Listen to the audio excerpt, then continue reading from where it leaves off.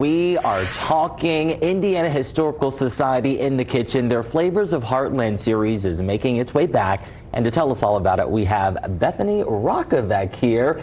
And I love the play on words here because Rockovac, rocking out in the kitchen, making British rock cakes. Am I saying it correctly? You are. You know, clearly that was the plan from the beginning. I had to do something that played off the name. But you know, this recipe was really inspired by digging into our historical cookbooks and our historical recipes. And as a person who lived in the United Kingdom for a little bit, I had to go back to my roots and go back to my home and pull out a UK recipe for today's event. So let's talk about the tie between the recipe and the actual event itself. For those that may not be familiar with it, tell us about it and how you got involved. Yeah, so Flavors of the Heartland is one of my favorite events that we do.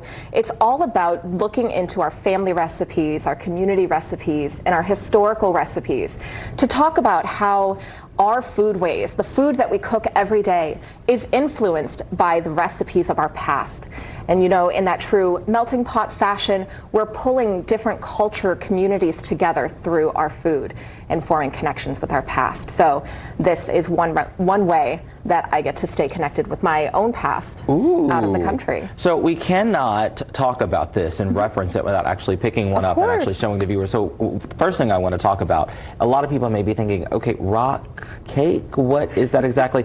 So for those of you that really want to go there, it's a cross between, I would say, a scone and a tea cake for those who may be used to the Southern expression, or a cookie.